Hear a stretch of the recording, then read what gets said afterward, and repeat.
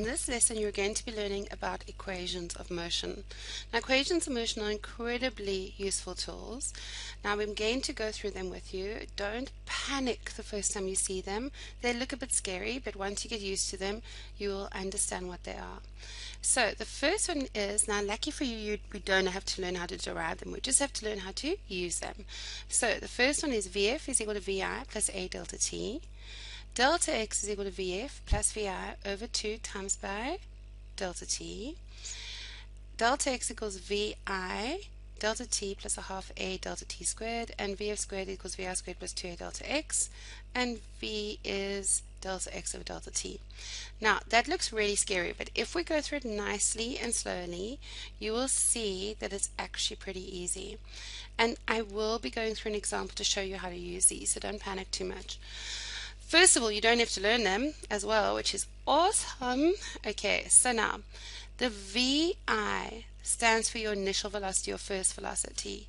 Your VF stands for final or second velocity. The delta t is the change in time, and delta x is your change in displacement. Okay, so that's pretty cool. VI, initial, first, VF, final of second velocity, delta x, and then obviously your A, it's interesting, I didn't put it in here, it's very weird. Your A is obviously your acceleration. Don't know where my head was when I made this.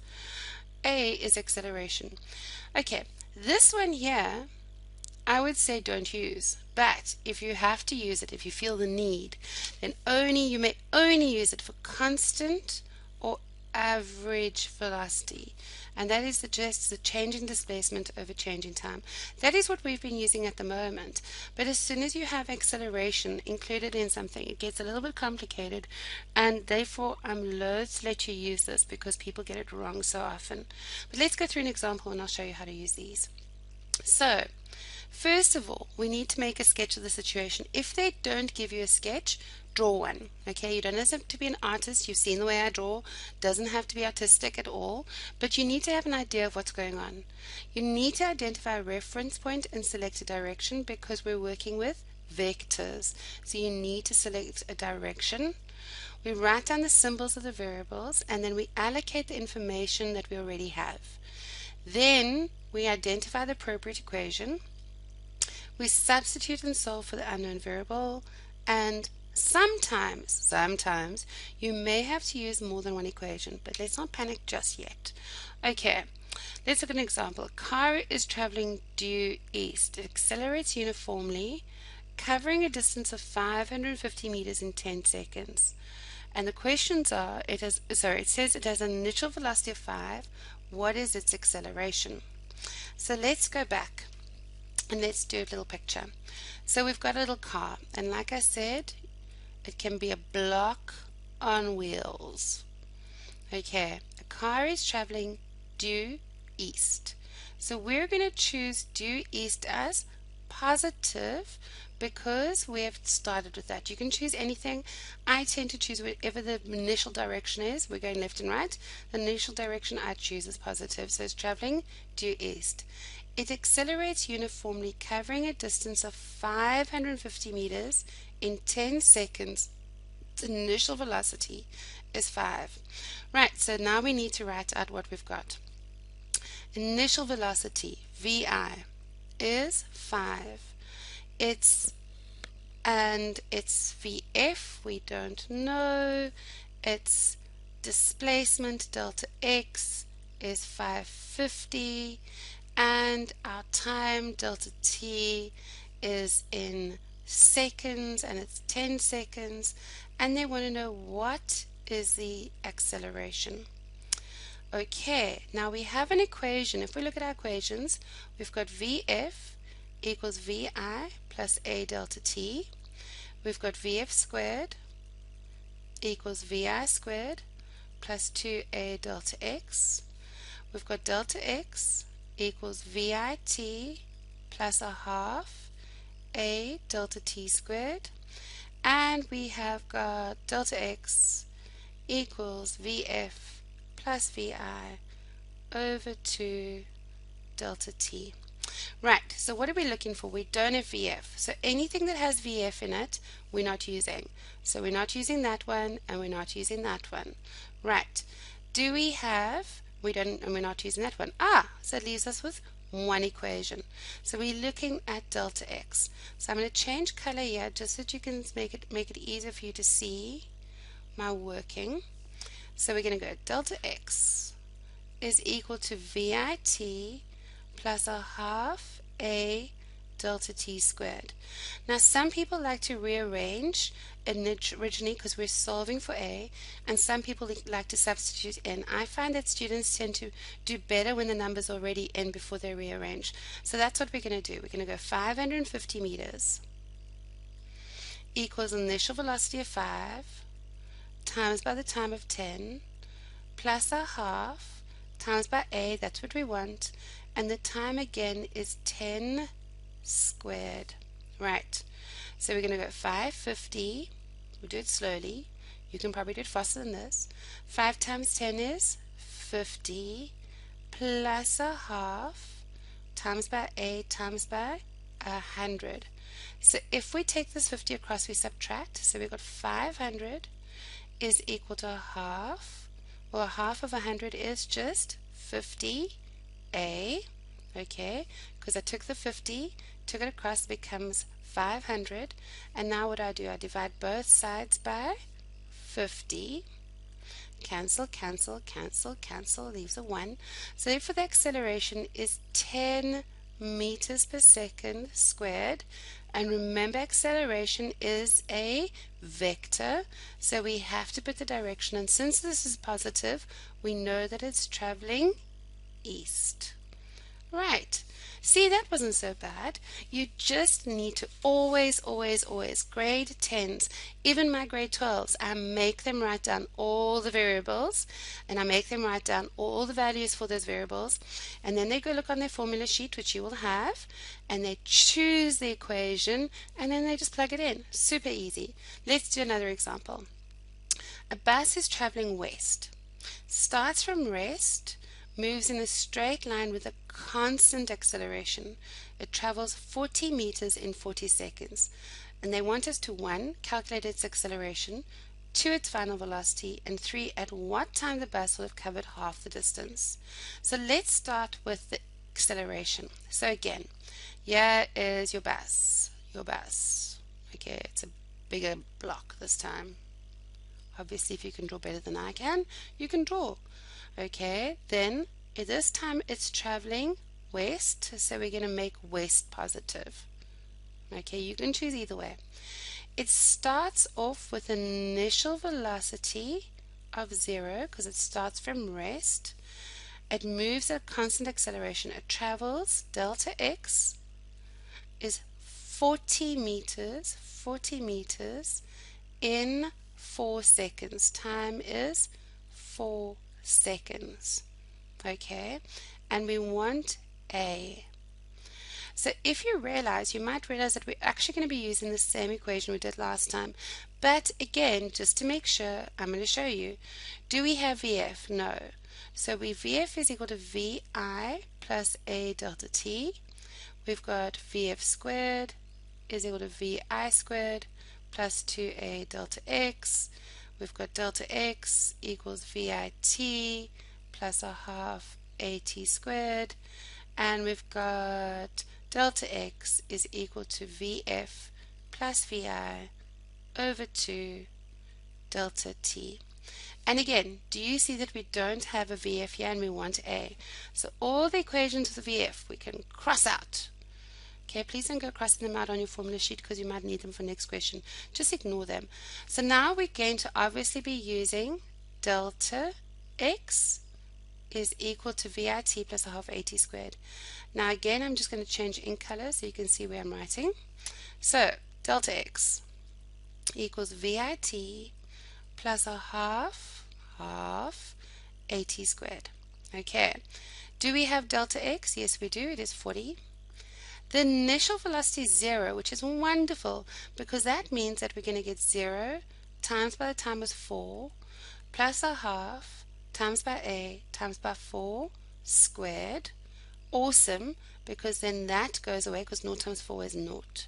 Okay, so we got 40 is equal to half times by 16 times by A, which is 8A is 40. So therefore A is going to be 5 meters per second squared. Have I finished? No, I haven't, because acceleration is a vector. It is a vector, and therefore I need direction. Therefore my acceleration is 5 meters per second squared west. You can west. Right, excellent. So now we know that acceleration is 5 meters per second squared west. Now let's do the second part. It's final velocity. Now acceleration we know is 5 meters per second squared west. Let's go through it again. You would have already, obviously you don't need to rewrite this, but I do because it's a new page. So our initial velocity is 0. Our final velocity is what we want. Our acceleration now we know is 5. Our change in time is 4. And our displacement is 40. So equations of motion, VF is equal to VI plus A delta T. VF squared equals VI squared plus 2A delta X. Delta X equals VIT plus a half AT squared. And delta X equals VF plus VI over 2 delta T.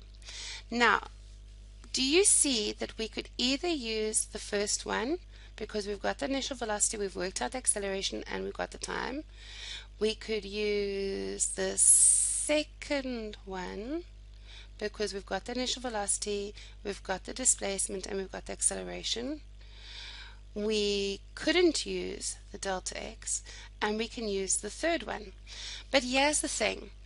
I'm a little bit scared to use this, because what happens if I'd made a mistake with that? If I'd made a mistake with my acceleration and I used it in these two equations, then I'll just be compounding my error. So let me explain what my thinking is. My thinking is, if I can find my final velocity using the variables that they gave me, the initial velocity, the time, and the displacement, change in displacement, then I think that that is a safer bet than using my acceleration. Obviously, if there's no other way of getting it, then that's what we'll use. But in this case, do you see that I can use the delta X equals VF plus VI over 2 delta T, because I've been given my delta X, it's in the information, it's 40 meters. I've been given the change in time, it's 4 seconds. We know the initial velocity is 0, so I can solve for the VF. So I'm going to use the third equation. There's nothing wrong with using the others. I just like to be safe. So delta X is equal to VF plus VI over 2 times by delta T. So we've got the delta X is 40 equals VF is what we're trying to find out. Our VI is 0 over 2 times by the change in time, which in this case is 4. So we first take over the 4, so 4 times 40 is 160, is equal to VF, oh my word, I just times when I was supposed to divide. Shame. Sorry guys, I'm a little bit tired. So let's try that again. In color, and we're using this pretty pink. So when we times it on this side, we divide on the other side. So it's 40 divided by 4 is 10. So 10 is equal to VF over 2. We therefore are timesing both sides by the 2. So our final velocity is going to be 20 meters per second. And are we finished? No, we're not, because velocity is a vector. So since velocity is a vector, what do we need to do? We need to give it a direction. In this case, the direction is again west. Why is it west? Because it's positive. Right, so now we've worked out its acceleration and its velocity. Let's move on to the third part. The third part is, at what time will the bus have covered half the distance? Okay, so we know the acceleration is 5 meters per second squared. We know the final velocity is 20 meters per second, but that was at 40 meters. Okay, now it says at what time. So let's think about what we know. We know that the initial velocity is 0. We know the acceleration is 5. The displacement now is half of the 40. So the displacement is 20 meters, and we want to know the time. We want to know the time. So again, let's see what our equations are. We've got VF is equal to VI plus A delta T. VF squared is equal to VI squared plus 2A delta X. Delta X equals VIT plus a half AT squared. And delta X equals VF plus VI over 2 delta T. Right.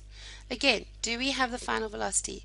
We do, but we only have the final velocity at 40 meters. We don't have the final velocity at 20 meters. So we cross out VF, VF, and VF. So what are we going to be using? We're going to be using again our delta X is equal to VI plus VIT plus a half AT squared. So delta X is equal to VIT plus a half AT squared. Right, what is our delta X? In this case it's 20. The initial velocity is 0, so this goes away. So we're left with a half times by 5 times by T squared. Okay, so what are we going to do? We're going to times by 2 and divide by 5.